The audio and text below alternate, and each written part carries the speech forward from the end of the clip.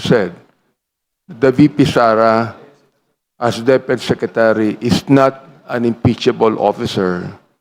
And therefore, the House Committee on Justice has no jurisdiction over her. No? Now, to me, that would be a clever technical argument. Kaya ako ngayon nag-aaral na ng law. Kaya hindi ako abogado dahil si Congressman Rufus, magaling talaga ito. Kaya can you imagine, napupuyat ako sa pag-aaral. But anyway, Madam Chair,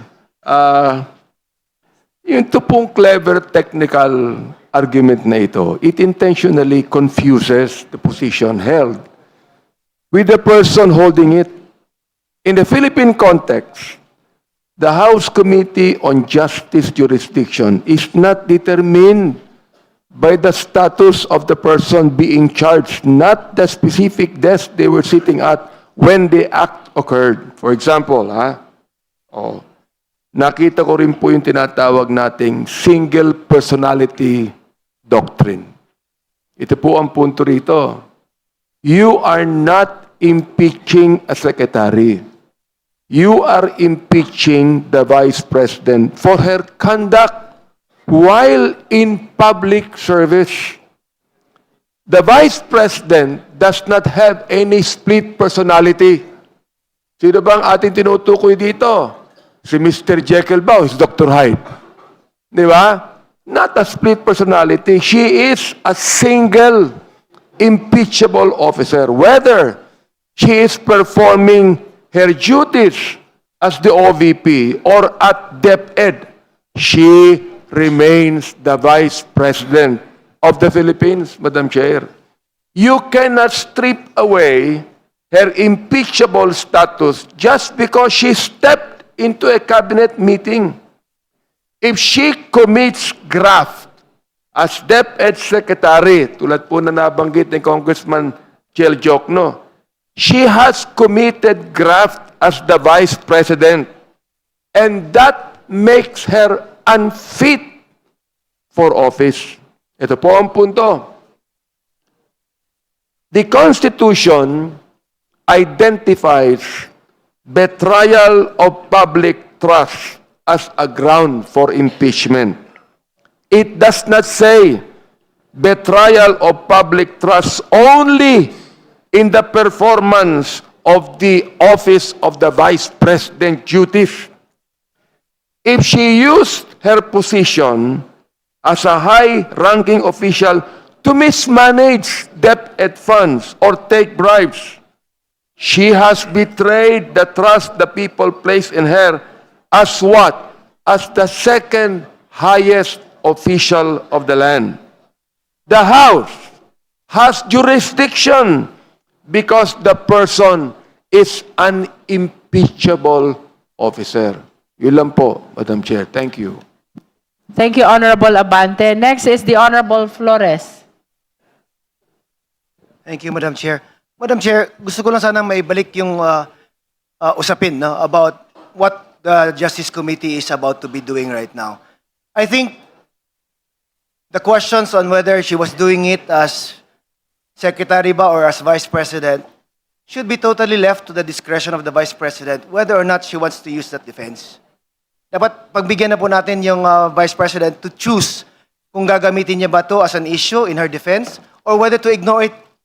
Wala po sa atin yan. Ang importante po is ibalik natin ang usapin sa ano ba ang trabaho ng Justice Committee. And our work only, Madam Chair, is to determine whether or not may sufficiency in substance po ba ang allegations that are stated in the impeachment complaint. So whether or not we have jurisdiction as far as her position is concerned, whether as DepEd Secretary or as Vice President, I believe it is siguro our responsibility also to leave it to the Vice President whether to adopt this kind of defense or not, or even not to answer it at all, Madam Chair. Thank you. Madam The Chair. Honorable Ridon. Well, sa totoo lang ho, kahit hindi na ho natin pag-usapan yung split personality between Vice President and DepEd Secretary, siguro maganda pag-usapan na lang ho natin yung usapin po ng tenure. Kasi impeachable officials are impeachable within their tenure of office. No? So the Vice President has a tenure of office from June 30, 2022 to June 30, 2028.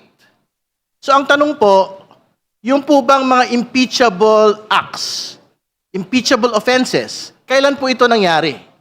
Nangyari po ba ito within this particular tenure of office ng isang impeachable officer? Kung ang sagot po dyan ay oo, and quite certainly, yung pong acts niya, Vice President, happened during her tenure of office while she was Deputy Secretary, pasok po yun as impeachable acts and impeachable offenses while she is Vice President. Yun lang po, Madam Chair.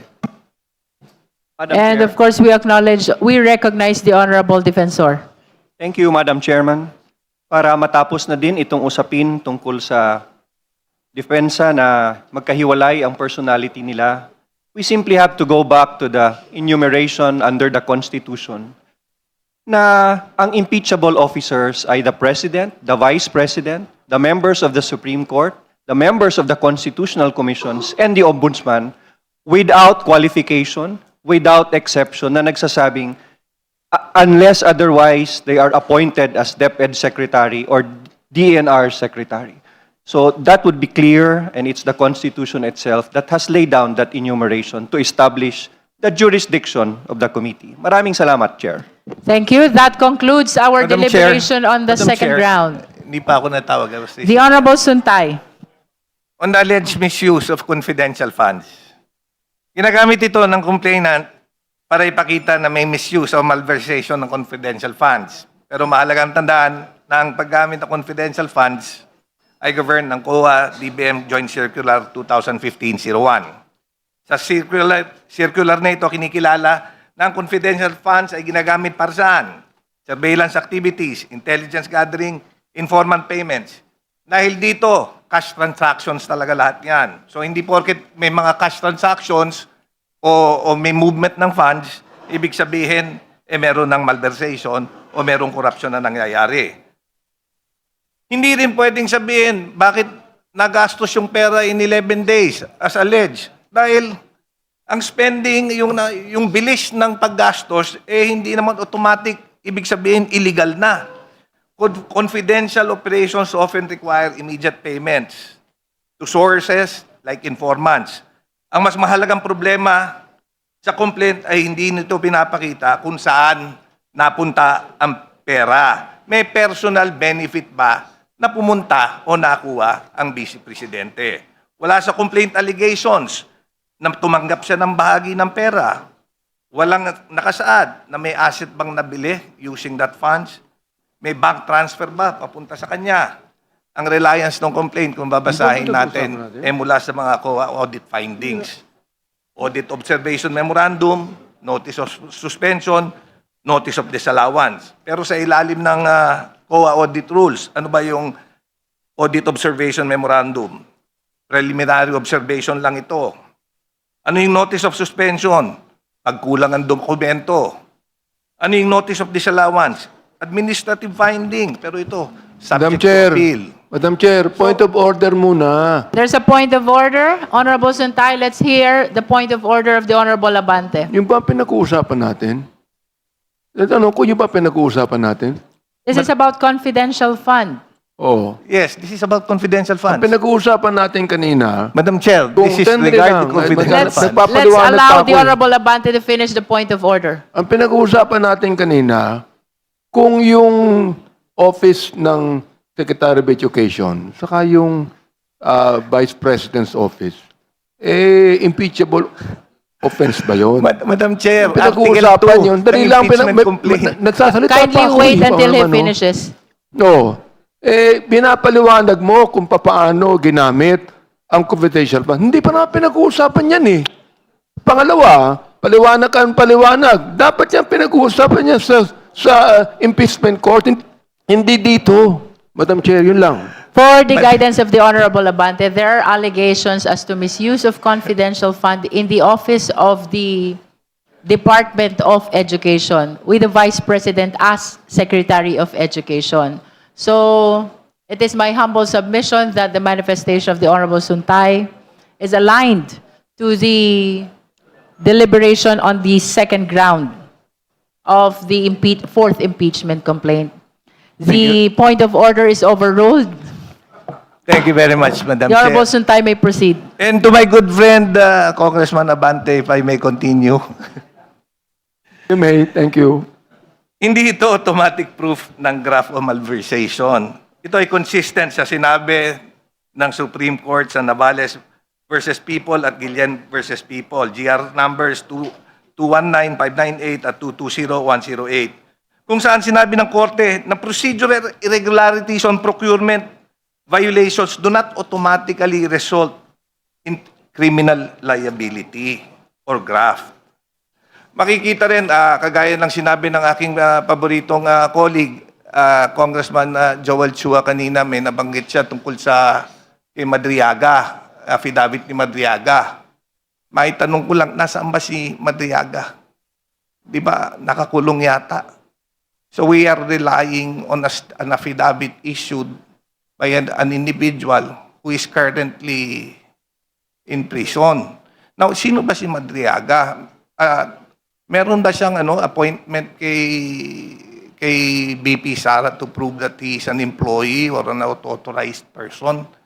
Para ma-direkta naman natin yung linkage nung dalawa. Kasi if we rely heavily dun sa affidavit niya, it should not come Madam from Chair, a polluted force. point of Madam order. Chair. There's another point of order. Let's hear the Honorable Dilima. Are we talking now here about the credibility of a prospective witness in these proceedings? We're not yet at the evidentiary stage. We're not yet supposed to judge whether or not Mr. Madriaga is credible. So it is premature and it tries to divert the matter now. We are just talking here about the confidential funds and also about the concurrent capacity, of the Commission of Offenses of the Vice President in her concurrent capacity as Secretary of Education. Madam So let's Chair. not talk yet about whether or not worthy, whether or not credible, whether or not totoo yung sinasabi ni Madriaga. We have yet to hear from him, aside from this sworn testimony, or sworn affidavit. So, that's out of order, Madam Chair. Madam Chair, The Honorable Suntay.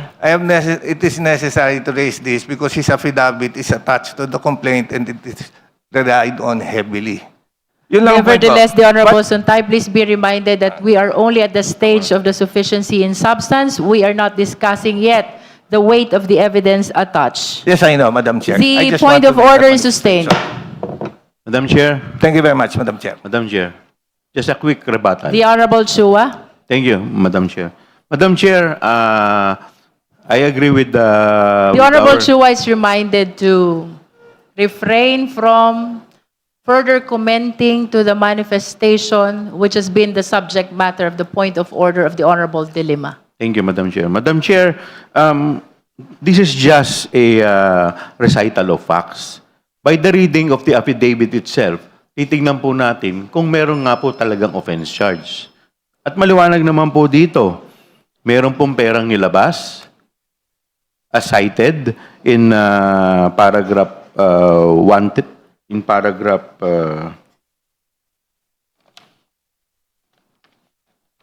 in paragraph 1, 2, 3 of the complaint. And ito pong 125 million na binabanggit dito, sinabi rin po sa paragraph 125 ay pinasa sa kay certain Dante La Chica. At dito rin po sa paragraph, dito rin po sa complaint na to, maliwanag sa paragraph 134 na sinasabi po ni Madriaga na siya po yung kumuha nitong pera at diniliver niya. So meron pong money trail na hinahanap po tayo. Now, bakit po nakunik ang Vice President? Kasi po, sinasabi rin po dito sa paragraph 150, sinasabi po dito na yung pong pagpapasa ng pera from the SDO to another na wala naman pong koneksyon ay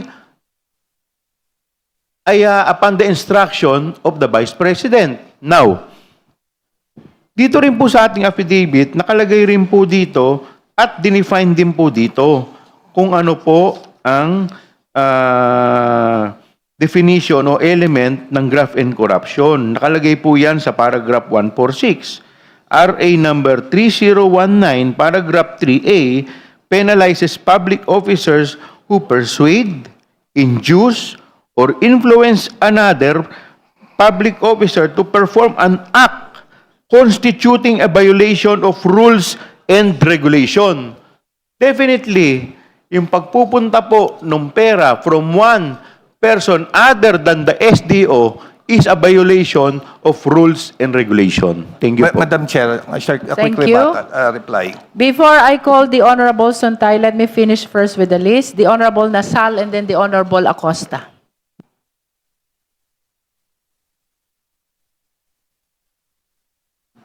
Thank you, Madam Chair. Madam Chair, Article 2 likewise fails to meet the constitutional threshold of sufficiency in substance. The issues raised, particularly those concerning confidential funds. Under Joint Circular number 2015-01, audit observation memoranda and notices of disallowance were substantially discussed during prior deliberations. Nung in-apply ng committee yung standards na ito during the PBBM proceedings, sinabi nun na ang preliminary audit findings are not final adjudications of liability. Audit observation memoranda and notices of disallowance remain appealable and subject to administrative and judicial review. Kaya standing alone, kitang-kita na these do not establish graft malversation or betrayal of public trust. Rapid liquidation by itself is not per se unlawful. Cash handling is intrinsic to the nature of confidential and intelligence funds. What must be pleaded are ultimate facts of unlawful conversion, personal appropriation, manifest bad faith, or a specific amount personally received by the respondent. Pag binasa yung complaint, wala naman naka-allege dito na essential elements. Puro inferences lang ang meron. Inference is not an ultimate fact. For these reasons, Article 2 likewise fails the insufficiency in substance threshold. Thank you, Madam Chair. Next is the Honorable Acosta.